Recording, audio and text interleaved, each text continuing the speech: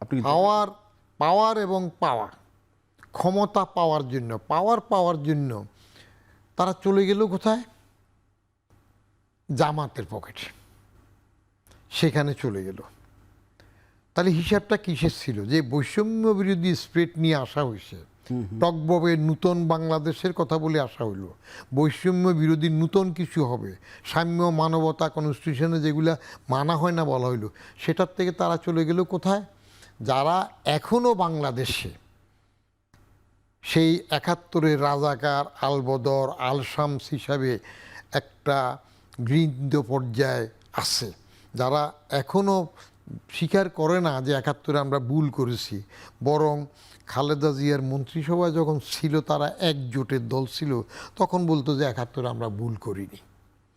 আবার তারা একসময় বলতো যে নারী নেতৃত্ব হারাম, কিন্তু এক নারী নেতৃত্ব তরফ থেকে কোন সময় এক ফোঁটা রহমত পড়বে সেই জন্য তারা ১০ হাত লম্বা জিব্বা বের করে তাদের সাথে থেকে থেকে থেকে থেকে আস্তে আস্তে উঠে যায়। ওই তাদের সাথে এরা সিটের জন্য চলে গেল। এখানে আমার খুব কষ্ট হয়েছে। মাত্র শুরুই তো টকবগে এরা এইবার একটা সিটও না পেলে কি হতো, এই কথা আমি প্রায় বলি। কোনো দরকার ছিল না তো, তারা তো যাত্রাতে আন্দোলন থেকে এসে ইউনুসের ফ্যাক্টরিতে মন্ত্রী হয়ে গেল ২-৩ জন। সেটাই, একটা না পেলে হতো, পরের বার আবার ট্রাই করতো, তারপরে না মন্ত্রী তো হয়েই গেছে, দেখলো তো। ওই যে একবার মন্ত্রিত্বে ঢুকে গেল, পাওয়ারের মজাটা টের পেয়ে গেল।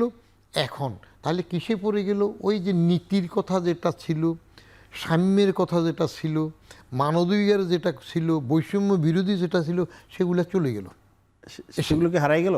তাহলে ১, ২, ৩ দাফে দাফে দাফে দাফে।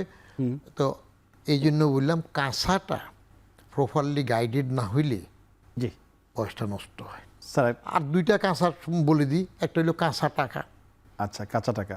কাঁচা টাকা যখন হাত দিয়ে নাড়াচাড়া হয়, এটাও যদি হেফাজত করতে না পারে তাড়াতাড়ি নষ্ট হয়। সেটা একটা তাহলে এই কাঁচা বয়সের সাথে ক্ষমতা এসে কিছু কাঁচা টাকার সংস্পর্শ বা দুইটা মিলে গেল, পাওয়ার অ্যান্ড মানি, দুইটাতে একজোট হয়ে আরেকটা ঝামেলা করলো।